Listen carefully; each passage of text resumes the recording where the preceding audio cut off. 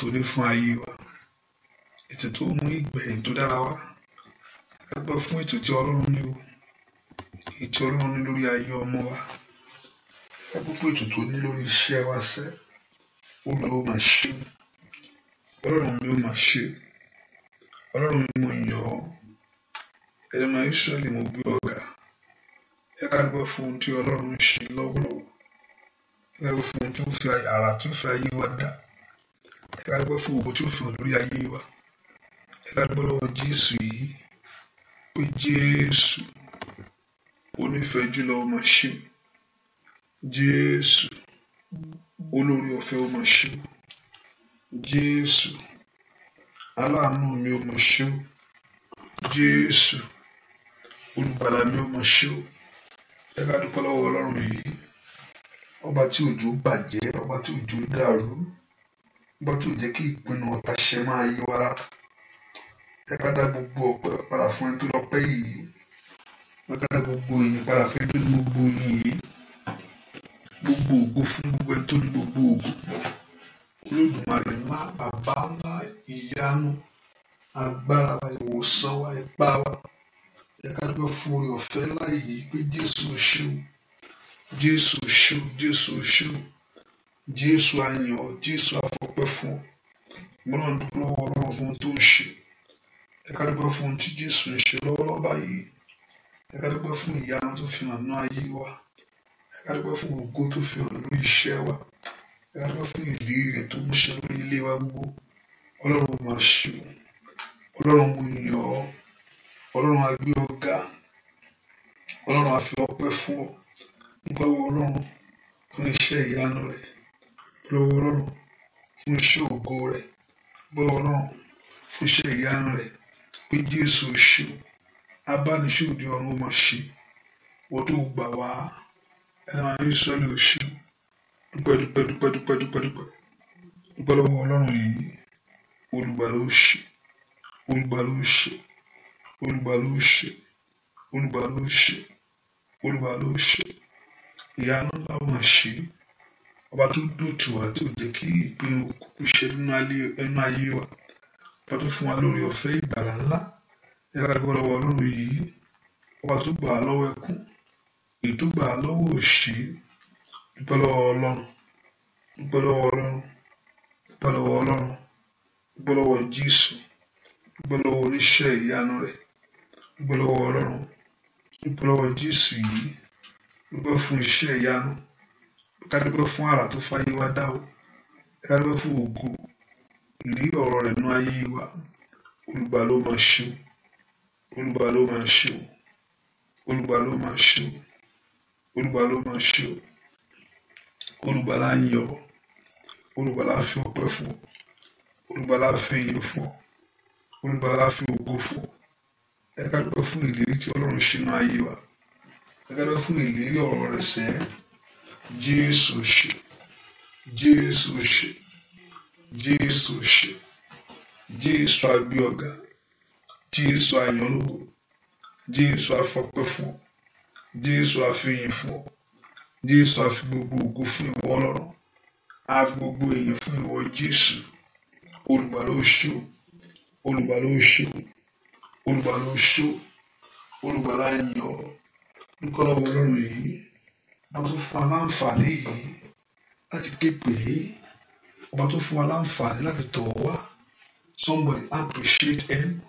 Ẹ ká dá gbogbo ògo fún Ọlọ́run yìí, gbogbo ọlá fún Olódùmarè, ọba ìyanu ńlá, olùpèsè, ọba tó dúró tì wá, ọba tó dáàbò bò wá. Thank him. Show your appreciation of your love to God Almighty for what he has done for you. Fún ohun tó lè ṣe fún ayé wa, fún ohun tó tún ṣe lọ́wọ́lọ́wọ́ báyìí. Jésù ṣe o. Dúpẹ́ jẹ́ ká fẹ̀mí ìmoore hàn níwájú Ọlọ́run yìí. Ó tó bẹ́ẹ̀ ká fi gbogbo ènìyàn yìn. Fún ohun tó lè ṣe nínú ayé wa, ó tó bẹ́ẹ̀ ká fi gbogbo ayé wa yìn. Fún ohun tó lè ṣe nínú ayé wa, ó tó bẹ́ẹ̀. Ẹ ká dúpẹ́ Ọlọ́run. Ọlọ́run ìyanu máa ṣe o. Ọlọ́run ìyanu máa ṣe o. Ọlọ́run ìyanu máa ṣe o. Ọlọ́run ìyanu máa ṣe o. Jésù ṣe, bí èmi wá ṣe. Jésù ṣe, Jésù ṣe, Jésù máa ṣe o. Alágbára gíga ó ṣe. Ọba tó dojú tì wá. Ọlọ́run ìmọ́lẹ̀. Jésù lọ́wọ́ gbogbo. Kábíyèsí ó ṣe. Kábíyèsí ó ṣe. Kábíyèsí ó ṣe. Kábíyèsí ayọ̀. Kábíyèsí àfi ọpẹ́ fún ọ. Kábíyèsí àfi ògo fún ọ. Kábíyèsí àfi ìyìn fún ọ. Wọ́n tún jẹ́ Ọlọ́run fún wa. Wọ́n tún jẹ́ Ọlọ́run fún wa. Wọ́n tún jẹ́ alágbára fún wa. Wọ́n tún jẹ́ ìbísàdì wa. Let's lift our voice. Bless the Lord. Thank Him. Exalt the name of Him. Ẹ ká dúpẹ́, ẹ gbórúkọ rẹ̀ ga. Thank Him. Jésù ṣe. Jésù ṣe. Ọlọ́run wa ó ṣe. Ọlọ́run wa ó máa ṣe. Ọlọ́run wa ó máa ṣe. Ọlọ́run wa yọ̀. Can you lift your voice and just bless the Lord? Can you lift your voice and just glorify the King? Can you lift your voice and just appreciate the King of Kings and the Lord of Lords? Lift your voice and honor Him. Ẹ ká dúpẹ́ lọ́wọ́ Ọlọ́run yìí. Ọba tó gbà wá lọ́wọ́ ìyà. Ọba tó gbà wá lọ́wọ́ ẹkún, tó gbà wá lọ́wọ́ òṣè. Ọba tó jẹ́ ayé gbèrè pọ̀ Ọlọ́run wa dà. Ayé lépa rẹ̀ Ọlọ́run ni ó jẹ́. Ọ̀tá gbèrò ibi Ọlọ́run ni ò fún wọn ṣe. Ẹ dúpẹ́ fún ẹni tó ń pa wá mọ́ o. Dúpẹ́ fún Ọlọ́run tó jẹ́ Ọlọ́run fún wa. Jésù ṣe gbogbo ọ̀nà fún rẹ̀. Dúpẹ́ sùúrù. Dúpẹ́ ká dúpẹ́ the patience of God for us over our life. Ẹ ká dúpẹ́ the sùúrù Ọlọ́run lórí ayé wa. Ọba tó ní sùúrù fún wa. We sinner, He still love us. He still want our life. He still want us to be saved. Ẹ ká dúpẹ́ fún ìgbàlà ọkàn wa. Ọba tó gbà wá lọ́wọ́ ikú. Ètò gbà lọ́wọ́ àrùn. Ọlọ́run ó ṣeun o. Ọlọ́run ó ṣeun o. Ọlọ́run ó ṣeun o. Ọlọ́run ó ṣeun o. Ọlọ́run ó ṣeun o. Ọlọ́run ó ṣeun o. Ọlọ́run ó ṣeun o. Ọlọ́run á yọ̀. Ọlọ́run á gbé ọ̀gá. Ọlọ́run á yọ̀. Ọlọ́run á gbé ọ̀gá. Ọlọ́run á yọ̀. Dúpẹ́ lọ́wọ́ Ọlọ́run yìí. Ẹ ká fẹ̀mí múrí lánàá fún Ọlọ́run. So let's show the appreciation out to Him. Let's show our thanksgiving out to Him. Ẹ ká fi ẹ̀mí ọpẹ́ yẹn, ẹ̀mí orí yẹn níwájú rẹ̀ sẹ́. Pé òun ló ṣe fún wa. Òun ló ṣe inú ayé wa. Ẹ ká dúpẹ́ orí gbogbo. Ẹ ká dúpẹ́ orí gbogbo. Ó ní tó bá dúpẹ́ àná ló máa rí mìíràn gbà. Ẹ ká dúpẹ́ orí gbogbo. Orí Ọlọ́run nínú ilé wa. Orí Ọlọ́run lórí ọ̀nà wa. Orí Ọlọ́run lórí iṣẹ́ wa. Orí Ọlọ́run lórí ayé àwọn ọmọ wa. Ọlọ́run ó ṣe o. Ọlọ́run ó ṣe o. Ọlọ́run ó ṣe o. Ọlọ́run ó ṣe o. Ọlọ́run ó ṣe o. Ọlọ́run mo yọ̀ o. Ọlọ́run mo gbé ọ̀gá o. Ọlọ́run mo fọpẹ́ fún ọ. Dúpẹ́ orí Ọlọ́run yìí. Jésù ṣe o. Jésù ṣe o. Jésù ṣe o. Jésù ṣe o. Jésù ṣe o. Jésù ṣe o. Jésù ṣe o. Jésù mo yọ̀. Jésù mo gbé ọ̀gá. Mo yọ̀ Ọlọ́run ìgbàlà. Mo yọ̀ Ọlọ́run ìwòsàn. Mo yọ̀ ọba ńlá. Ọba tó gbà mí. Ọba tó gbà wá lọ́wọ́ ìyà. Ẹ̀yàwó Jésù ṣe o. Onítọ́jú ayé wa máa ṣe o. Onítọ́jú mi lèmi fọpẹ́ fún. Onítọ́jú mi lèmi fọpẹ́ fún. Kò má jẹ́ n lójú ẹkún. Kò má jẹ́ n rẹ́kẹ̀ o, ṣé o jàre. Tayọ̀tayọ̀ lèmi àti lèmi wà o. Onítọ́jú mi lèmi fọpẹ́ fún.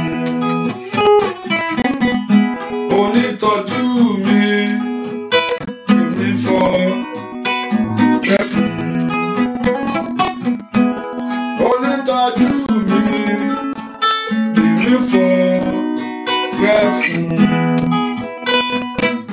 Kò má dẹ́rùn ojú ẹkún.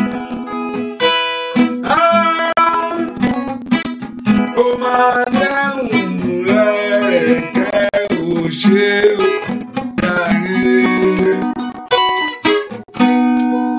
Tayọ̀tayọ̀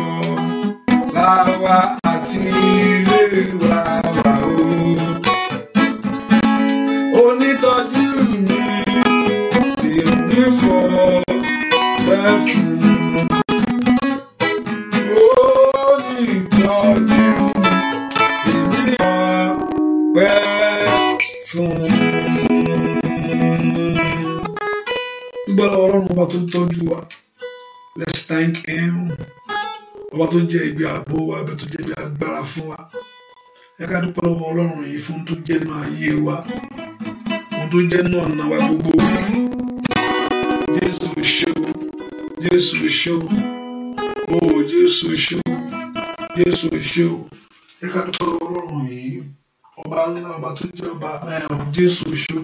Bàbá ẹ ṣé o, ọba ìgbàlà o, bàbá ẹ ṣé o, ọba ìgbàlà.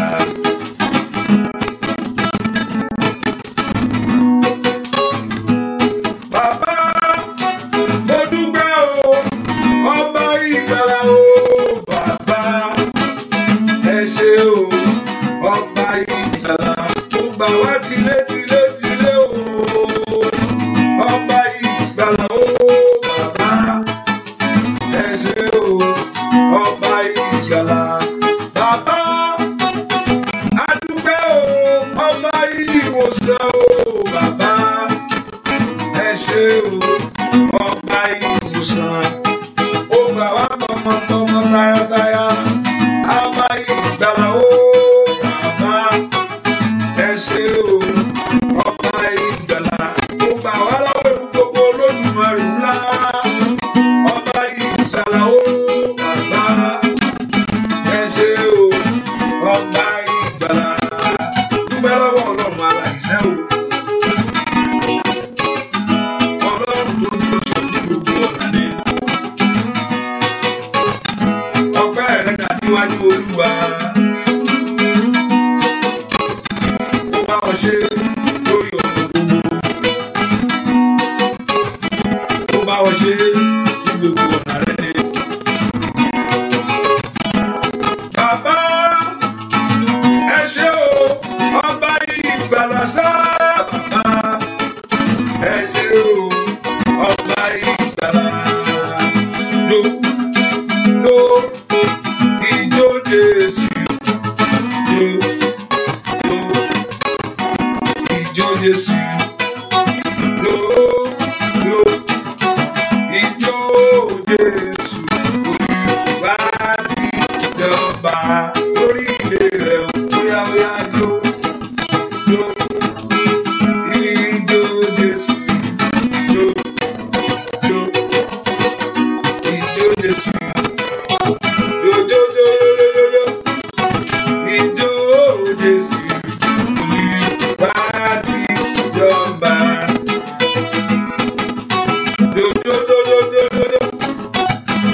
Ijó Jésù.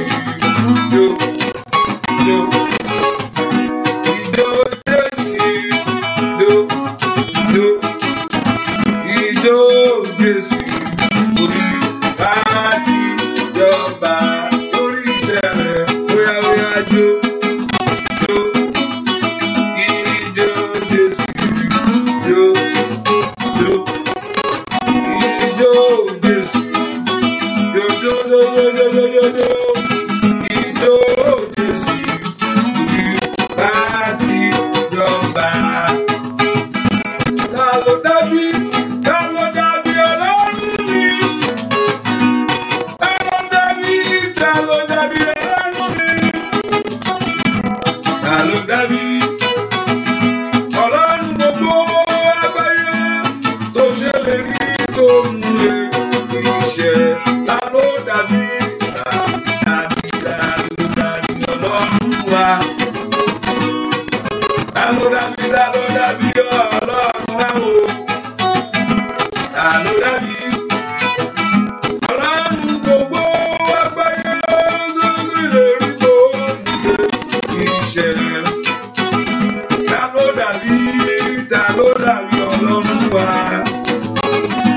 Ayé ni Olódùmarè alágbára níṣẹ́ o. Ta ló dàbí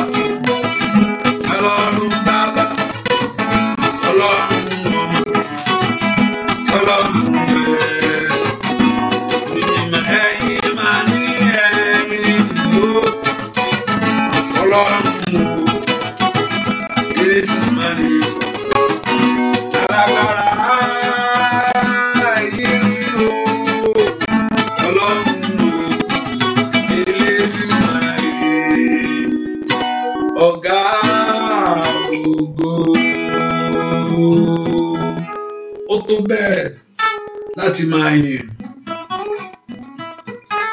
Dúpẹ́ lọ́wọ́ Ọlọ́run fún ohun tó ṣe. Jésù ṣe o. Ó tọ́ láti máa yìn.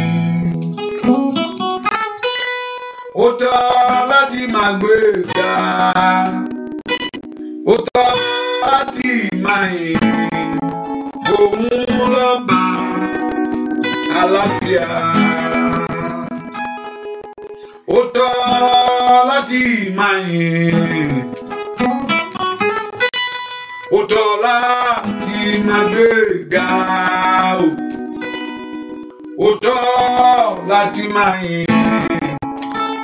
Òun lọ́ba àlàáfíà. Ní orí o, Ọlọ́run mi.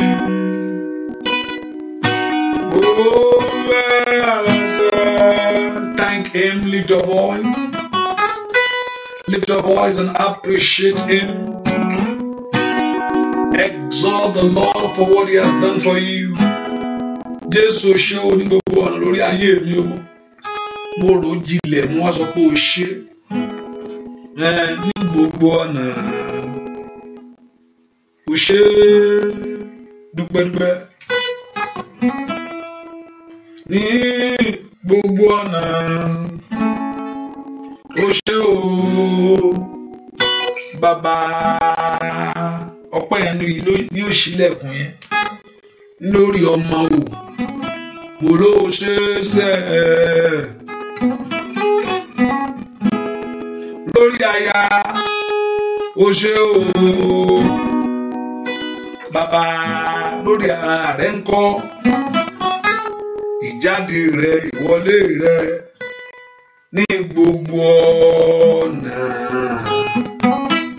o ṣe. Ní gbogbo ọ̀nà ẹ ṣé o bàbá. Bóyá ó yá ní gbogbo ọ̀nà ẹ ṣé. Ní gbogbo ọ̀nà ẹ ṣé o bàbá. Ní gbogbo ọ̀nà tí mo pẹ́ wá. Ní gbogbo ọ̀nà ẹ ṣé o. Bóyá ní gbogbo ọ̀nà ẹ ṣé. Kábíyèsí bàbá ńlá. Ní gbogbo ọ̀nà ẹ ṣé o bàbá. Lórí ọmọ rẹ o ṣé. Lórí ara rẹ o ṣé o. Bóyá bàbá. Bóyá ò ní gbogbo ọ̀nà ẹ ṣé. Lórí ìlú lórí iṣẹ́. Ní gbogbo ọ̀nà ẹ ṣé o bàbá. Ní gbogbo ọ̀nà mo sọ pé o ṣé. Ní gbogbo ọ̀nà ẹ ṣé o bàbá. Dúpẹ́ lọ́wọ́ Ọlọ́run yìí. Ọlọ́run o ṣeun. Ọlọ́run mọ rírì rẹ. Thank him. Mọ̀ pé you are trusting God for more things. Ó níbi tẹ́ à ń gba Ọlọ́run gbọ́ fún mọ̀ pé ẹ sì ń gba Ọlọ́run gbọ́ fún. Ṣùgbọ́n ohun tó ṣe yẹn pé ó pèsè oúnjẹ fún ọ ní sọ pé ó ṣe. Bóyá ohunkóhun tó ti ṣe ẹ sọ pé ó ṣe fún. Èèyàn gbọ́dọ̀ sọ pé kí ni ẹni mo ń bèrè láti gbọ́ yìí o. Òun náà ni ò tí fún mi báyìí, ò tí ṣe fún mi. Ohun tó ṣe fún wa yẹn ẹlòmíì ń sunkún sí. Ẹ mọ̀ pé ohun tó ṣe fún wa yẹn ẹlòmíì ń gorí òkè sí ọgbọ́n Olúwa ṣe léyìí. Dábìlú àbá jáde. Ohun tó ṣe fún ìwọ yìí, ó ṣe fún èmi káàkà sí yẹn. Àwọn míì ń gorí òkè sí Olúwa àti funfun àti rẹ́ẹ̀dì ẹlòmíì ń gbà lórí ẹ̀ lónìí ní táwọn kà sí yẹn. Kí wá ní ó pa mí mọ́, ó jẹ́ kí n wọlé láyọ̀, kí wá nìyẹn. Bẹ́ẹ̀ ni o jẹ oúnjẹ kò gbòdì lára rẹ̀. Dúpẹ́ lọ́wọ́ Ọlọ́run. Ọlọ́run ó ṣeun. Ọlọ́run fẹ́ ká jẹ́ ọlọ́pẹ́ ní gbogbo ọ̀nà so he can do more for us. Ó fẹ́ ká ronú jinlẹ̀. Ó ṣe kankan nínú ayé rẹ̀. O dúpẹ́ lọ síwájú ẹ̀ kó sọ pé ó ṣe fún ohun tó ṣe yẹn. Má jẹ́ ká jẹ́ pé ohun tí kò ṣe yẹn nìkan ni Ọlọ́run ò tí dá mi lóhùn láti jọ́ yìí èmi nìkan. Báwo ni ṣe wá fi mí lẹ̀ báyìí? Báwo ni ṣe wá ń ṣe? Mi rò pé Ọlọ́run ni ẹ́. Ọlọ́run ni ẹ́. Dúpẹ́ lọ́wọ́ Ọlọ́run yìí lè kó soto lè máa kóró sí káyàbá. Dúpẹ́ lọ́wọ́ Ọlọ́run rapasuto lè máa soto lè máa káyàbá. Matote lè máa kó soto lè máa kérébá. Mazukete lè máa olówó ṣeun. Gbọ́ àdúà lórúkọ Jésù Kristi.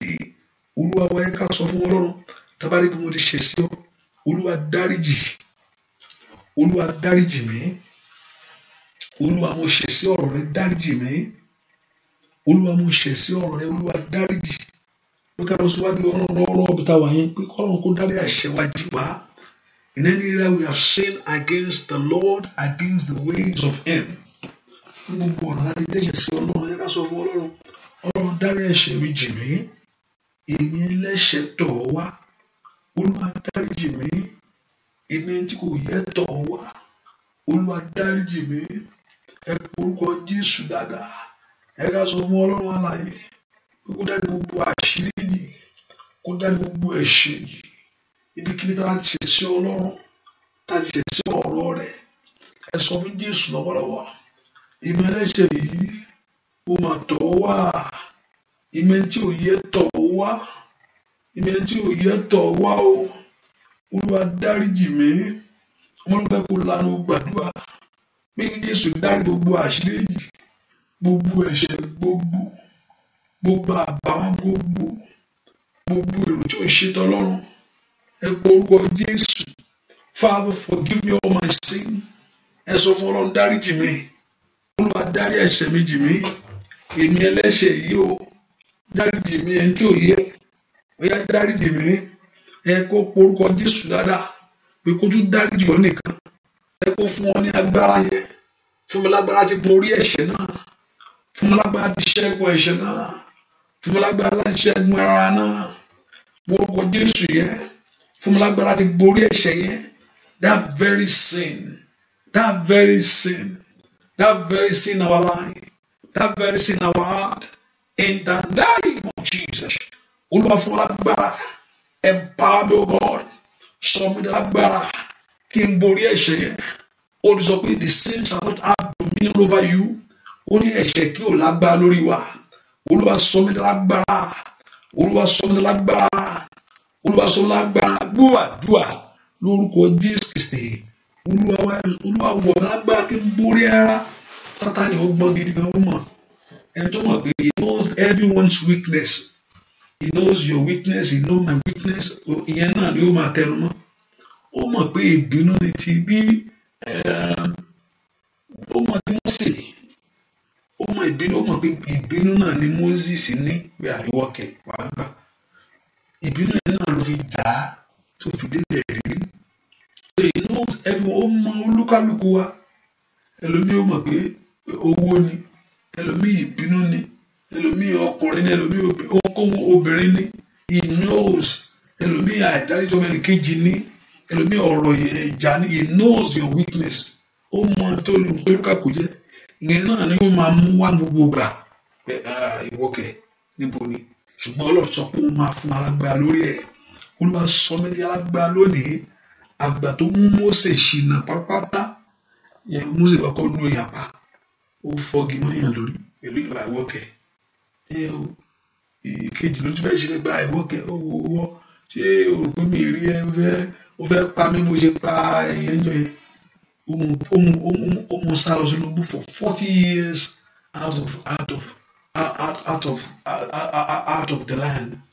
And God and Daddy and Bible said Moses was the meek man. Humble, ṣùgbọ́n the weakness is not going. Ọlọ́run humble. Because it's the house of Pharaoh. Olùgbàgbà àwọn ọmọ bàbá wọn àti ẹ̀mọ́. Pharaoh trained him. So ṣùgbọ́n Ọlọ́run humble. Ṣùgbọ́n weakness yẹn ò filẹ̀. Èèwọ̀ náà ni Sátánì gbá tó fi ṣẹ̀jẹ̀ tí ò fi débi tó yẹ kó dé.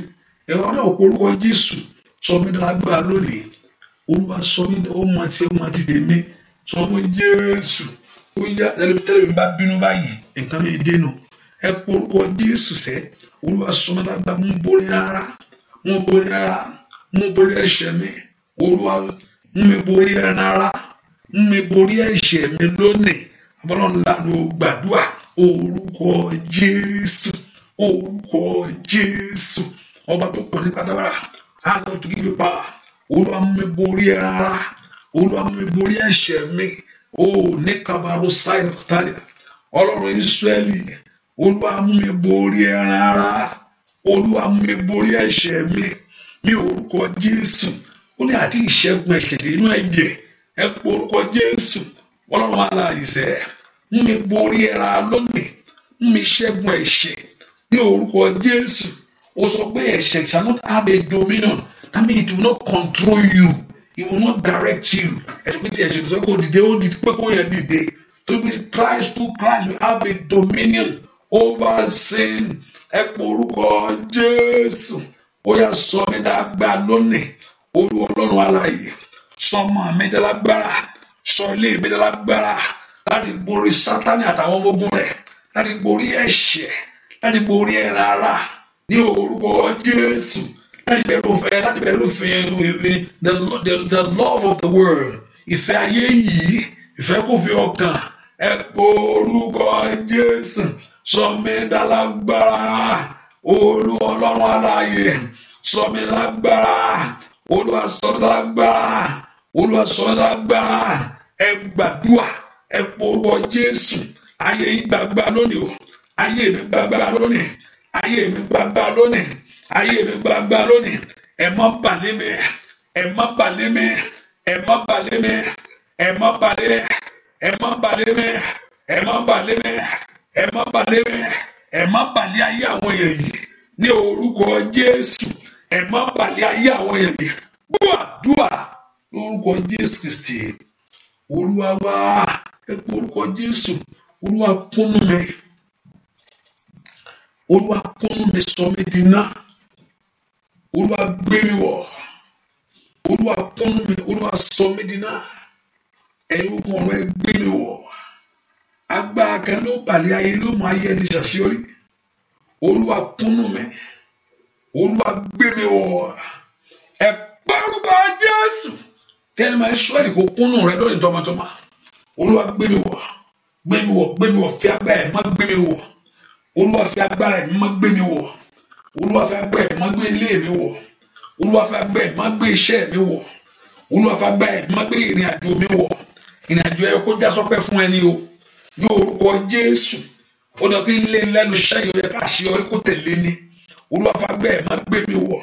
Fi agbára ẹ̀ má gbé ilé mi wọ̀. Fi gbé ayé àwọn ọmọ mi wọ̀. Ayé wọn òwúrọ̀ mọ́ fò mọ́ o. Ó yá. Rakatoli mẹsẹ̀rìà. Olúwa fi agbára ẹ̀ má gbé mi wọ̀. Gbé mi wọ̀, gbé mi wọ̀, gbé mi wọ̀, gbé mi wọ̀, gbé mi wọ̀, gbé mi wọ̀, gbé mi wọ̀. Ẹ pé orúkọ Jésù.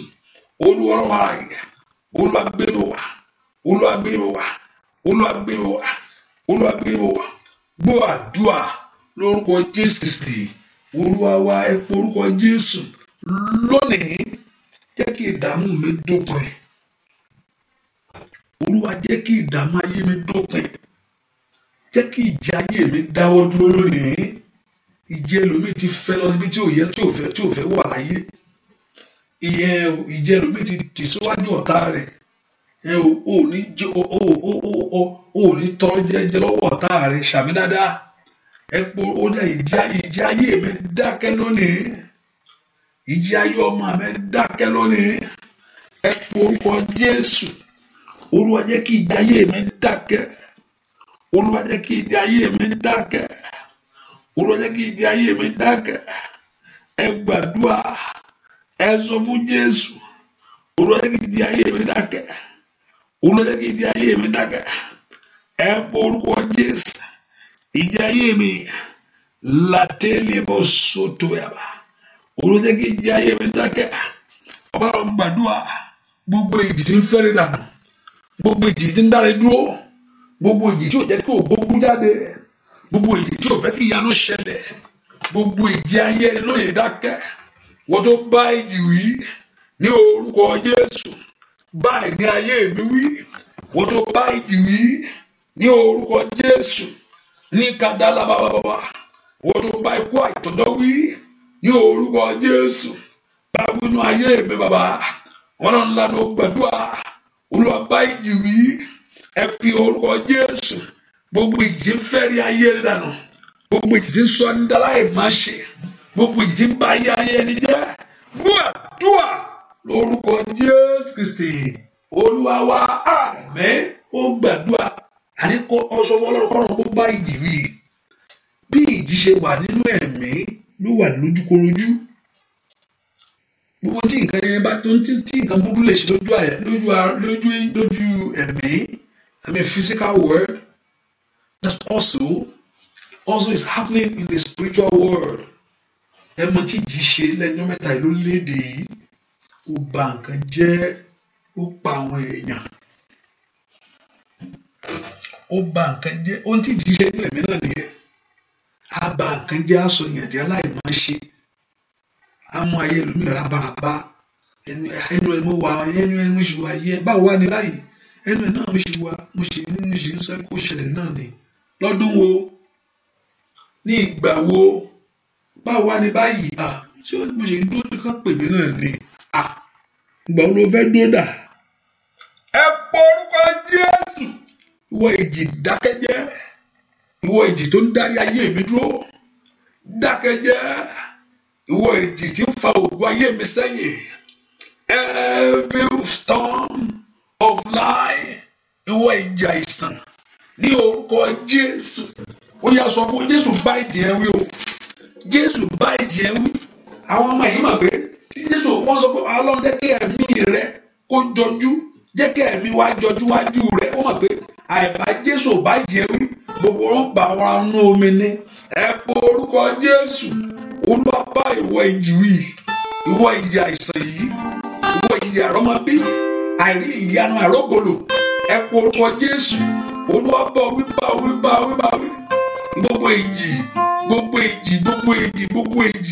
Gbogbo ìjì tí ń fẹ́rẹ̀ dànù, gbogbo ìjì tó fẹ́ bá ohun tó ti ṣiṣẹ́ fún jẹ́ ohun tó ti kójọ lọ́jọ́ kan, ìjì yẹn ohun tó àwọn yẹn ti ṣe for many years, ó fọ́n gbogbo ẹ̀ ká. Ẹ pọ orúkọ Jésù. Ìwọ ìjì ọ̀tá, ìwọ ìjì àmúbọ́, ìwọ ìjì àìsàn, ìwọ ìjì gbèsè, dúà lórúkọ Jésù Kristi Olúwa wa. Olúwa bá wí o. Sátánì, Olúwa bá wí o. Lórí ilé mi,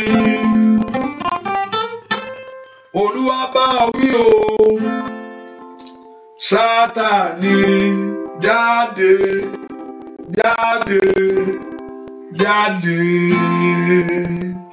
Bẹ́ẹ̀ wo pe Jésù sórí ìjì tó ń jà ọ́ yẹn.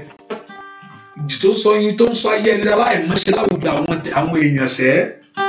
Gbogbo ìjì tó ń jẹ́ kí èèyàn sápamọ́. Nígbà mi tẹ ìyá tó lẹ́kọ̀ọ́ ti ṣẹlẹ̀ torí àwọn ìbéèrè kan tí ò tí ì ní èsì fún láyé rẹ.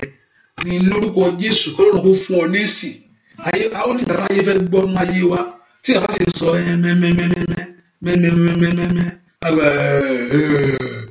òyà afárá lè rẹ̀ lẹ̀ mẹ́mẹ́mẹ́ ló ṣe mẹ́. Ẹ pọ orúkọ jẹ́ onídàá fẹ́ gbọ́. Pé báwo wá ní báyìí? Ọlọ́run ti ṣe fún mi nìyà. Ó ń ṣe fakọ́sí o. Ẹlòmíì fakọ́sí, ẹlòmíì orí lẹ́bù fakọ́sí ló ṣì wà. Ìyanu gbáǹkọ́ gbè ní mò ń sọ yìí. Ẹgbẹ́ báwo náà yẹ̀yẹ̀ máa ń sọ yẹn náà. Wọ́n ní dẹmọkọ́ language kan. Fíìsì àbí ọlọ́run lè máa ń sọ. Ìyẹn kọ́ ni bí ló gbáǹkọ́. Àwọn náà dẹmọ. Nǹkan sọ̀rọ̀ dẹmọ. Ìyanu rẹ kó ṣẹlẹ̀ ní ayé ń retí tó fẹ́ gbọ̀n kankan. Ó tó gẹ́. Olúwa bá wí o.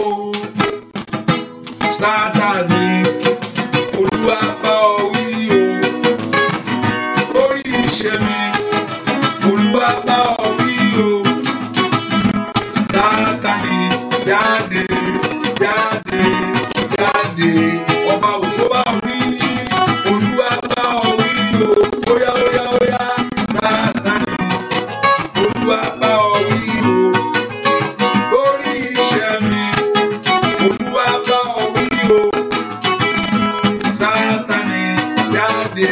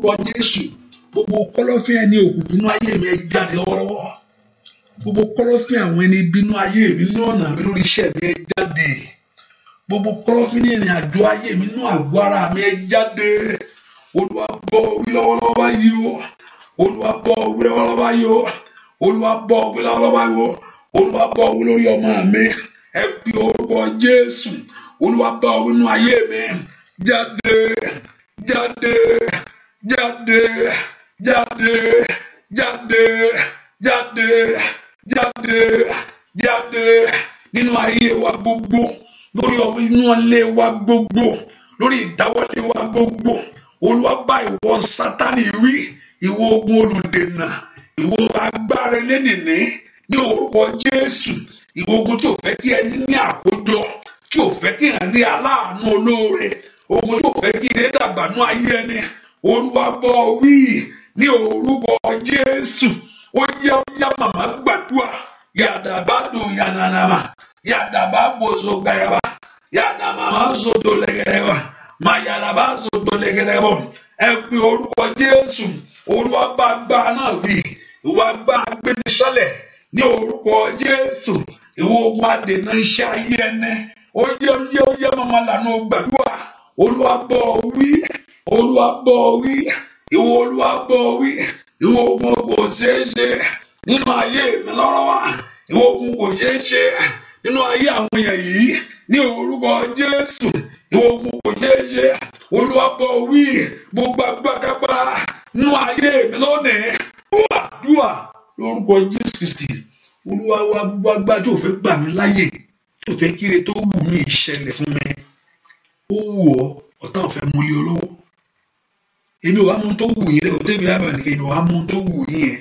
ó wù mí náà kébí náà ní mọ́tò ó wù ní ó kò ìyanu yẹn ló ṣẹlẹ̀ sí ọ ó wù mí náà kébí náà ní ọkọ̀ láyé kí n lọ́mọ kébí náà ní iṣẹ́ gidi ó wù mí kébí náà ní ìwé ìgbélú gbogbo agbá tó ní kó máa wù ọ́ kó máa ṣẹlẹ̀ agbá yẹn kó tẹríba gbogbo agbá tó ń di eré mi lọ́wọ́ tí òjò ṣẹlẹ̀ sí mi bẹ́ẹ̀ bó o ṣe rò ó ẹlòmíì ò tẹ̀ ṣe tó ń tẹ̀ ṣe tó yẹ tí ìyá ń ṣẹlẹ̀ máa yé wọn.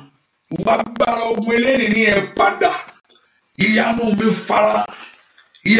fara Olúwa ìyanu mi fara ìyanu àṣeyọrí mi ní ọdún yìí fara ọdún yìí ògùn lọ́tún lọ mọ́ mi lọ́wọ́ oṣù yìí ti fẹ́ oṣù wa náà mo tó wà bẹ́ẹ̀ náà ló kù ọdún yìí tó parí ó yẹ ọdún yìí ògùn lọ́tún bọ́ mi lọ́wọ́ ìyanu mi ṣẹlẹ̀ ìyanu lónú ayé àwọn ọmọ mi ṣẹlẹ̀ ìyanu lórí iṣẹ́ mi your financial miracle breakthrough success in the name of Jesus. Yeketele makabayaba, matoria makosontoyaba, masotole megewa, masotole megaba, le sontoyaba. Oya, bua, lórúkọ Jésù Kristi.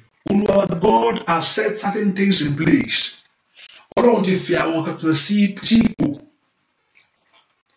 Ọlọ́run ti fi nǹkan kan sípò as in time of nature. In times of time, in times of our life. Àkókò tó máa ń wọ́n set time tó yẹ kó máa ń rìn gbà ó yẹ kó gbé báyìí àkókò tó yẹ kí yàn bímọ ìbá lóyún àkókò tó máa bímọ. The fact that God has put things in place. Bẹ́ẹ̀ ni ṣùgbọ́n ayé wọ́n lọ pé that's why wọ́n náà pé ayé ò lè wọ́n lè para agbódà ṣùgbọ́n máa ń fọwọ́ agbó sẹ́yìn ni. Fún ẹni tó sátọ lọ́wọ́ nìyẹn o bẹ́ẹ̀ ni mo sọ fún ẹni tó sá lọ bá Ọlọ́run ni ayé ò lè pa agbo ẹ̀dá o àìmọye agbo tán padà bẹ́ẹ̀ ni mo sọ fún ọ àìmọye agbo tẹ́lítọ́ àtọ́ padà sí ẹni tó sátọ lọ́run lọ́rọ̀ yẹn bá wí wọ́n kò lè fà sẹ́yìn ni ṣùgbọ́n tí wípé ìbá ti képe Olúwa ó náà tá àmì ó pè é dà bẹ́ẹ̀ ni ìwọ́n kọ́ lè òṣèlú yìí ń dájú pé Olúwa wà pẹ̀lú mi fẹ́ni tó lọ fi ọ̀rọ̀ ẹ̀ lọ ayé ẹ̀ lọ tó lọ fọ ọ̀rọ̀ ẹ̀ lọ Ọlọ́run ní àìmọye ẹni tó kú sínú ìṣòro ẹ̀ bẹ́ẹ̀ ni mo sọ fún yín mo ní mo máa arábìnrin kan dáadáa mo máa dáadáa ní ìjọ tó kú èèyàn mọ̀ pé ọ̀rọ̀ tó sọ ló yà mí lẹ́nu tí ó sì and he stick with me to this present pé arábìnrin yẹn dẹ̀ jìyà ọ̀rọ̀ náà jáde tó fi kú bẹ́ẹ̀ ni mo sọ ọ̀rọ̀ yẹn ló ní ẹni yẹn sọ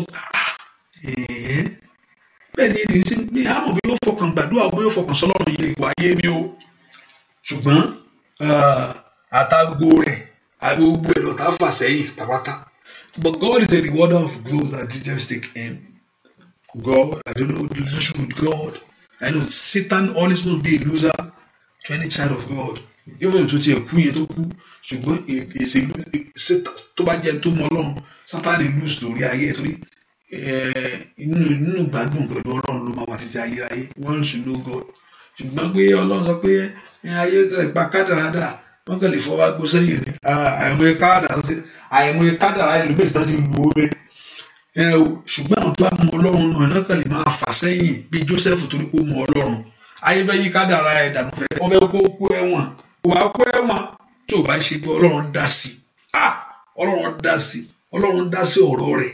Ẹ pọ orúkọ Jésù gbogbo ipá tó ló ti sẹ̀ orin tó yẹ mí tó fẹ́ kó ṣẹlẹ̀ ọmọ yẹ mí láyé ọmọ yẹ mí àṣeyọrí náà yẹ mí ògo yẹ ayé mi o mi gbọ́dọ̀ ṣe lásán bàbá ní orúkọ gbogbo àgbà tó fi ohun tó yẹ mí dùn mí ohun tó yẹ kí n ti ní tó fi ń jẹ mí níyà ibi tó yẹ kí n ti dé tán mi ní débẹ̀ ohun tó yẹ kí n ẹ̀pọ̀ gbogbo àgbà yẹn gbogbo ipá yẹn lórí ayé mi gbogbo ipá yẹn lórí ayé ọmọ mi ó yẹ ipá yẹn sọ di asán lónìí Olúwa bá gbà náà jẹ́ ní orúkọ Jésù Olúwa sọ ìtẹ́yìn lòfo ọmọ náà sọ́dà dúà orúkọ Jésù ó màkàí mẹsàìlà ó ní mi kúrò bàtàlà tàlíà ní ndèlè mẹsẹ̀ndèlè bọ̀kọ̀pá ó yẹ gbàdúà gbogbo ipa ayé níyà gbogbo ipa àtẹ̀gbọ́ ayé ẹni rì ó yẹ gbàdúà sẹ́ Olúwa tẹ̀lé agbára náà bá Olúwa tẹ̀lé agbára náà bá Olúwa tẹ̀lé agbára náà bá Olúwa tẹ̀lé agbára náà bá Olúwa tẹ̀lé agbára náà bá gbogbo ogun tó lọ́wọ́ ò ní gbà tí ò fẹ́ kí n lọ gbogbo ipá èèyàn tó lọ́wọ́ ò ní gbà lórí ayé mi tí ò fẹ́ kí n dé ojú kí n dé gbogbo agbára ènìyàn gbogbo agbára àwọn ẹni òkùnkùn gbogbo agbára àwọn ẹni ẹ̀jẹ̀ ní orúkọ Jésù gbogbo ìṣítà ṣe sẹ́yìn nítorí ọ̀rọ̀ mi ohun tó sọ sínú afẹ́fẹ́ tó sọ sínú omi ó yá ohun tó fi wẹ̀ ọ́ ohun tó dání ọ lórí ìkàdá yàbàyà ìrìlì màsáìlà wàyí nínú kúńbà ó ṣàyà lọ sọ́ńtórí mi kó pẹ́ndẹ́gàbọ̀ ẹ gbàdúrà Olúwa sọ agbára náà di asán Olúwa sọ agbára náà di asán Olúwa sọ agbára náà di asán Olúwa sọ agbára náà di asán gbàdúrà lórúkọ Jésù Kristi Olúwa wa àmín ẹ porúkọ Jésù gbogbo agbára tó ń jẹ mí níyà Olúwa tẹ̀lé agbára náà bá lónìí gbogbo agbára ó ní tí mo gbọ́ ṣùgbọ́n màá kọ́ pẹ́ sọ kò sọ́dà dùà gbogbo tí ẹni tó ní pé ó gbà kan lọ́wọ́ òun ní I don't want to go details ó ní tí mò ń gbọ́ báyìí ṣùgbọ́n àbàtàbọ̀ náà go details ọ̀ní ṣùgbọ́n màá kọ́ ní kó gbàdúrà ẹni tó wá pé wá di pé nǹkan báyìí bóyá wọ́n wá yí òun padà létà ní o ibi tó ọ̀rọ̀ ti ṣẹlẹ̀ nìyẹn o bóyá wọ́n kó nǹkan wá wọ́n gbà nǹkan wọ́n wá yí òun padà lórí ọ̀rọ̀ yẹn pé bóyá ò ṣe mọ́ tàbí nǹkan kan ẹ orúkọ Jésù gbogbo ipá tí ń jẹ ayé mi níyà gbogbo àwọn èèyàn tí ń jẹ ayé mi níyà Olúwa dójú ta gbá àwọn lórí ayé mi lọ́wọ́lọ́wọ́ gbogbo ipá tí ń jẹ ayé mi níyà bébí àdúgbò ni your atmosphere the atmosphere náà máa ń jẹ ẹ̀yà mi tí yóò mọ̀ arákùnrin kan mo pàdé ẹjọ́ sọ bí sẹ́hà ó ní ẹgbẹ́rú òun báyìí nìsín àyà tó ń jẹun báyìí ó mà la o ó mà ga o ó bá jẹ ṣe irú ìlú ẹ kí a máa jẹ torí pé he find himself in the atmosphere that kò yé mi ibi tó ṣe bá rẹ̀ nìyẹn pé òun kò bá wọn yọ tàn wá bí báyìí ni ibi tó wá bá rẹ̀ ìyá ó bá mu lójú dọ́sìnì hallelujah bẹ́ẹ̀ ni it happen to people ṣùgbọ́n agbára àti ilé tó mọ̀ àti ogun tó mọ̀ the atmosphere that they want to yield his favour to you lórílẹ̀‐èdè tàbí ìletò tó fẹ́ fàyè gbà yẹn agbára Ọlọ́run ká gbogbo ẹ̀ ẹ porúkọ Jésù gbogbo agbára tó fẹ́ fàyè gbà mí ma atmosphere tó fẹ́ fi tó fẹ́ múre mi jáde wá o gbogbo ẹ̀ tó nígbà níṣẹ́ nínú ayé ìkọ́ àgbé ẹ̀ gbogbo èèyàn tó ti bá òkùnkùn múlẹ̀ tó ti bá Sátánì múlẹ̀ gbogbo ẹni tó fi ayé mi gba okùn nínú mọ̀ òkùnkùn nípa ayé tí ẹ lọ́ fi ń gbọ̀kùn yẹn pé gbogbo ayé ẹ lọ́ fi mẹ́ Olúwa sọ agbára wọn ní asán lónìí Olúwa gbàgbà náà jẹ́ mo fẹ́ bọ́ lọ́wọ́ eléyìí tó tí yàrá ti gbọ́ ìyanu ẹ̀ á ṣẹlẹ̀ wàá kọ́ pé kí ni ilẹ̀kùn yà kọ̀ sí wàá kọ̀ fún yàn ní kí ni ẹ wẹ́rẹ́ ká ewu kan tí mo ti ń dààmú fún láti jọ ẹ̀ lọ́kọ̀ dẹ̀ fún mi báyìí torí ilẹ̀kùn ṣí ni ìdè já nìyẹn ẹ gbọ́ orúkọ Jésù agbára ẹ kó di asán o gbogbo agbára tó fẹ́ gbà mí láyé gbogbo agbára tó fẹ́ gbà mí láyé gbogbo agbára tó fẹ́ gbà mí láyé tó fẹ́ gbọ́ máa mí láyé ayé masáyà wáyé ní sírta orí mi sírtáyà wáyé ní kàndé bàtútáyà sírtáyà lórúkọ Jésù gbogbo agbára náà wọlé wọlé wọlé wọlé wọlé wọlé wọlé wọlé wọlé wọlé wọlé lórúkọ dúà lórúkọ Jésù Kristi Olúwa wa tí ayé bá ń jí pátá kò sí ìgbà tó wà lè jí ohun tí mò ń wò ni mò ń wò yìí o tó máa mú nǹkan ara ènìyàn dà pé kò ń ṣe dà pé kíní yẹn kò ń ṣaṣọ yẹn gan ni ohun tó connect mọ́ ni which is you hallelujah ẹ̀kọ́ Sátánì á bí oríṣiríṣi ni ẹni tó bá lè fún nǹkan tó ń fẹ́ ni náà lọ mú nǹkan báyìí wá lọ gbórí èèyàn wá kò ń ṣe kíní yẹn obedience to him ni ló ń fẹ́ kò ń ṣe kíní yẹn gan ṣùgbọ́n ìgbọ́ràn sí yẹn pé o lọ ṣe nǹkan báyìí o ṣe fún mi okay máa wọ ìyẹn gan that's the main thing that the act yẹn ni of doing those things hallelujah of doing those things okay if you can do this for me ohun tí mo rí o bá jẹ ohun tó fi ń nura ni láyé rì mọ́lẹ̀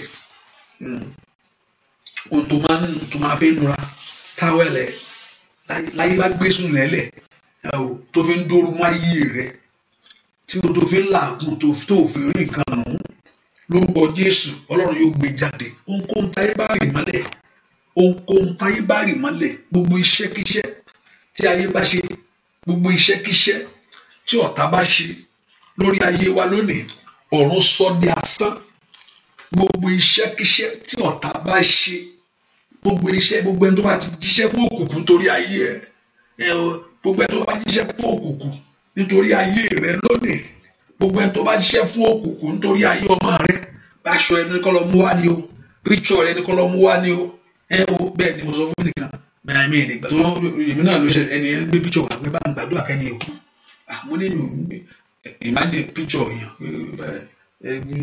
gbàdúrà àìmọye bẹ́ẹ̀ má wọrí mo lè kú ẹlòmíràn ni yóò kú tàbí oníkàkùn ń ṣiṣẹ́ lọ káàkiri ní àwọn Sátánì ń ṣe káàkiri ẹlòmí bàtà ẹnìkẹ́ lọ mú wa ẹlòmí ìbàjẹ́ irun ojú ẹnìkẹ́ fa wa bẹ́ẹ̀ arákùnrin kan mìíràn kó wà náà báyìí ó náà ti jí báyìí rí gbẹgbẹ irun orí òun báyìí gbẹgbẹ pé wọ́n rẹ lọ ni òun sì di kí ló ṣẹlẹ̀ bí mo bóyá wà ní àgbà tó ń gbọ́ mi báyìí hallelujah kò yẹ kí ó lọlé bábà o kò ní àwọn lọlé bábà o àwọn wọn gbẹ ní gbogbo ẹ yẹ kẹtẹ náà fa lọ hallelujah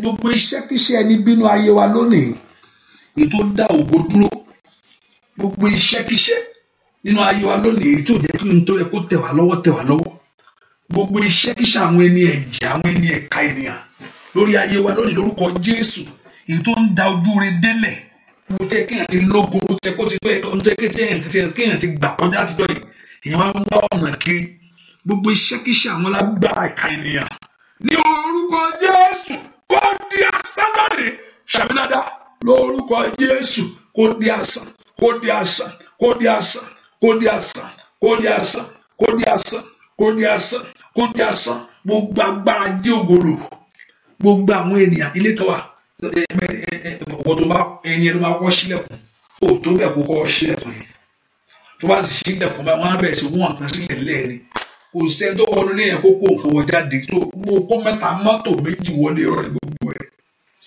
ní orúkọ Jésù gbogbo iṣẹ́kíṣẹ́ gbogbo iṣẹ́ àwọn ẹni bí gbogbo iṣẹ́ àwọn ẹni ẹ̀jẹ̀ tó dá ògo dúró gbogbo ìdíyẹ kó já lónìí ṣàmì dáadáa gbogbo ìdíyẹ kó já lónìí gbogbo iṣẹ́ tó dá ògo láti bímọ láti láṣepọ̀ láti ní orere láti ní ìfọ̀kànbalẹ̀ láti gba ọ̀nà ìyanu gbogbo iṣẹ́ kíṣẹ́ àwọn ẹni bí gbogbo iṣẹ́ kíṣẹ́ àwọn ẹni ẹ̀jẹ̀ ní orúkọ Jésù nínú ayé wa lónìí Olúwa sọ di asán Olúwa sọ di asán Olúwa sọ di asán Olúwa sọ di asán Olúwa sọ di asán Olúwa sọ di asán Olúwa sọ di asán gbogbo ogun àlákàlà gbogbo ogun ìrankíra gbogbo ogun àlákàlà gbogbo ogun ìrankíra gbogbo ogun àlákàlà gbogbo ogun ìrankíra nínú ayé wa lónìí kó di asán ní orúkọ Jésù kó di asán ní orúkọ Jésù kó di asán ní orúkọ Jésù kó di asán ní orúkọ Jésù kó di asán ní orúkọ Jésù kó di asán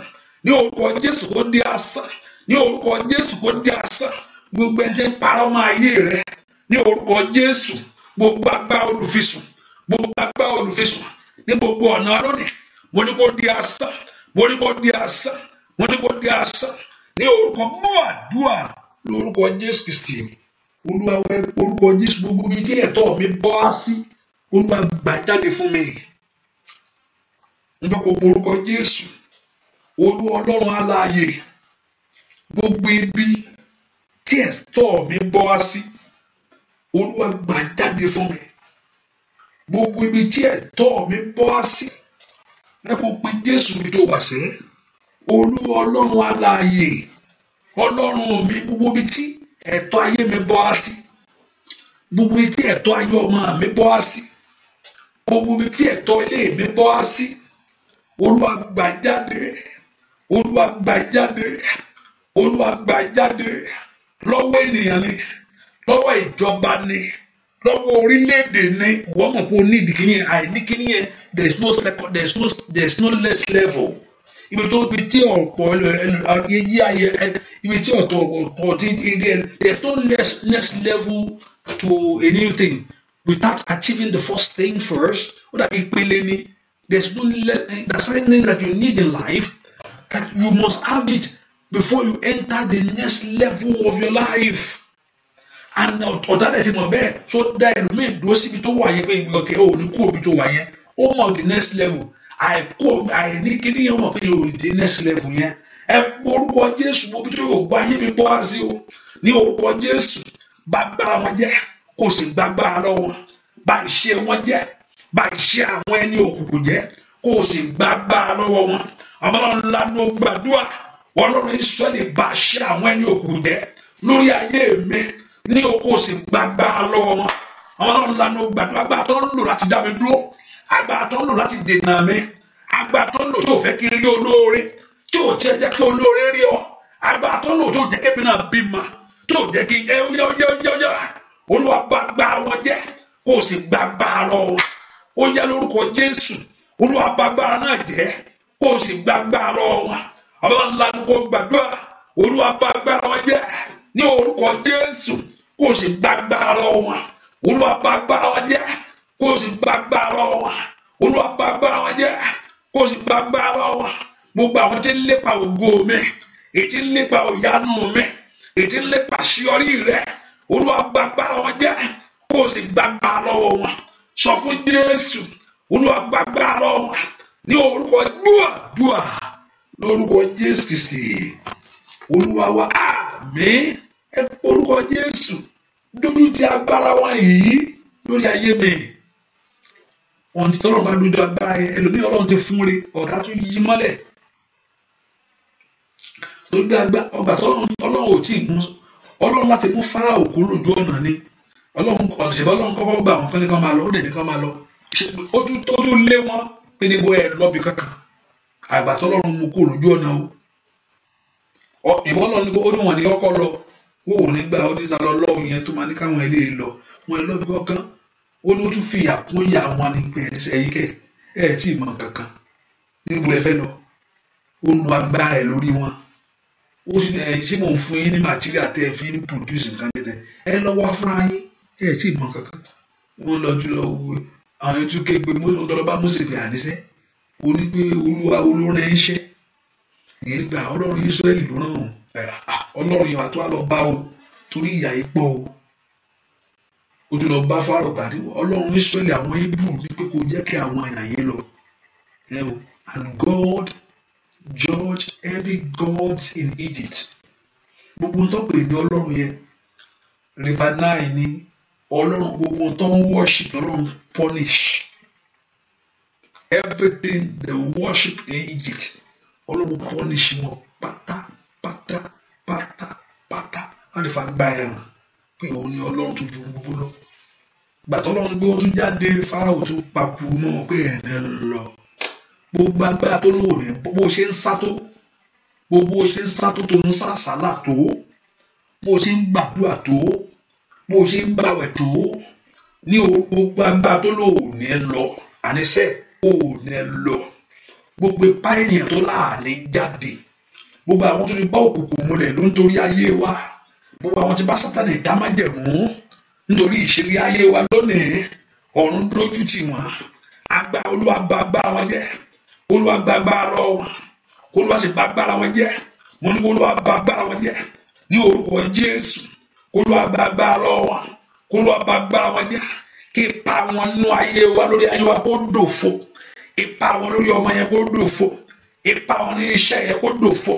Olúwa kó ràn ọ́ lọ́wọ́, bẹ́ẹ̀ ni ó sì rí láì lórúkọ Jésù Kristi. Olúwa wa wàá ṣe rere, ṣàmì dáadáa. Mo ní ẹ ó ṣe rere, ṣàmì dáadáa lórúkọ Jésù ti Násárẹ́tì.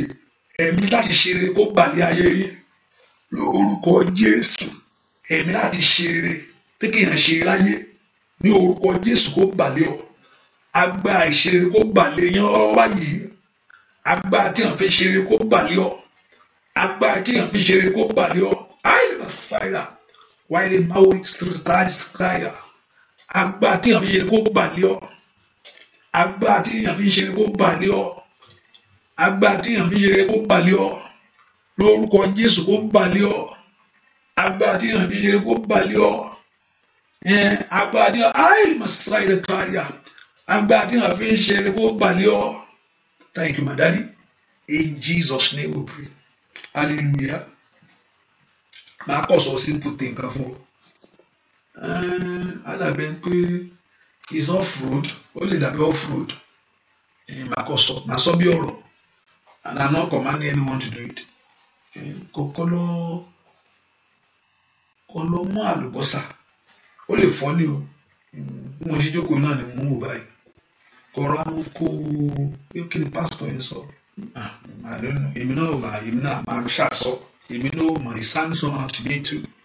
But máa kọ̀ sọ. Èmi náà kọ̀ sọ bí ọ̀rọ̀. And you can hold it and you can throw it away. It's okay. I'm not into that. But man, so I'll just say it. Kọ̀ọ̀rọ̀ àwọn kó fi ọbẹ̀ là. Kó wá ní ìjà dópin. Simple. It's not something special. It's okay. It's okay. I don't want to go on that. It's okay. Kọ̀ọ̀rọ̀ kò là kò pèdè jáde pé ìjà dópin. Gbogbo táyé bá parí iṣẹ́ ayé tiẹ̀ sí lónìí lórúkọ Jésù ìjà yẹn kó dópin. Ṣàmì dáadáa. Àmín. Gbogbo táyé bá parí iṣẹ́ tí ayé rẹ sí. Gbogbo tó jẹ́ ìwà Sátánì lórí ayé ẹ lónìí kó dópin. Okú tí ń gbé láti jọ yìí. Òun fà lùbọ́sà sátá. It's not a strange thing. Òun fà lùbọ́sà sí ẹ̀sẹ̀ bẹ́ẹ̀ ni. So mi ìsọkọ tó ní ọ̀nà. Hallelujah. I'm not saying anything new to you. Kò ní o. Àbá sí bẹ̀lẹ́ ni. Èbó sí bẹ̀lẹ́ ni.